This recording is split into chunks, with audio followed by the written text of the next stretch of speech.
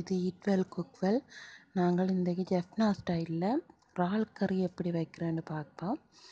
இதுக்கு தேவையான பொருட்கள் வந்து இறால் சுத்தமாக கழுவி வைக்கப்பட்ட இறால் 1/4 கிலோ.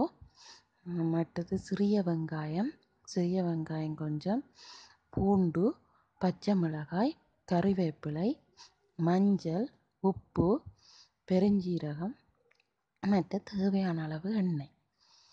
நாங்கள் ஒரு சட்டியை எடுத்து கேஸ் ஸ்டவ்வில் வச்சுட்டு, நான் வந்து எண்ணெய் வந்து சன்ஃப்ளவர் ஆயில் தான் யூஸ் பண்ணுறேன். சட்டி காஞ்சதும் எண்ணெயை 2 டேபிள் ஸ்பூன் எண்ணெயும் அதில் 1 டீஸ்பூன் பெருஞ்சீரகத்தை போட்டு தாளிக்க வேண்டும். அதுக்கு பிறகு நிறைய சிறிய வெங்காயம் போட்டால் கறிக்கு டேஸ்ட்டாக இருக்கும். நிறைய சிறிய வெங்காயத்தை நறுக்கி போடணும். பெரிய வெங்காயம் போட்டால் டேஸ்ட் இருக்காது.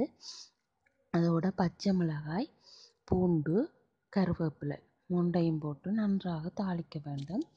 இது ஜெஃப்னா ஸ்டைல் என்றபடியால் நாங்கள் சிறிய வெங்காயம் யூஸ் பண்ணினா நல்லா இருக்கும். அதோட நன்றாக இந்த வெங்காயம், பூண்டு, பச்சை மிளகாய், கருவேப்பிலை, பெருஞ்சீரகம் எல்லாம் நன்றாக வதங்கும் வரை நன்றாக வதக்கணும்.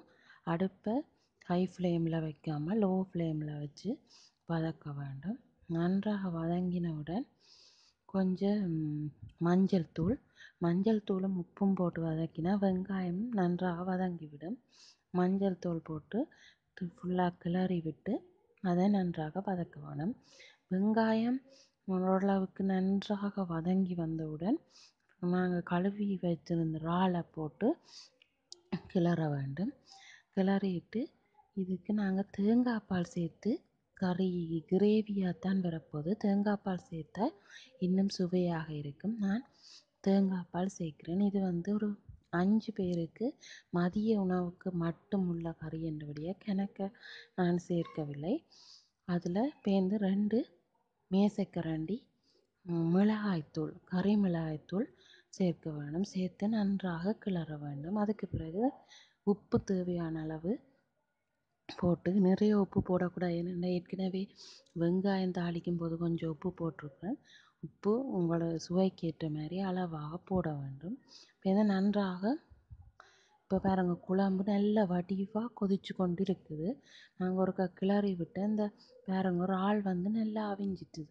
இந்த வீடியோவில் காட்டியிருக்க மாதிரி ஒரு கிளறி பார்த்தீங்கன்னா இறால் வந்து ஈஸியாக அவியக்கூடியது உண்டு. இறால் நன்றாக அவிஞ்சிட்டுது.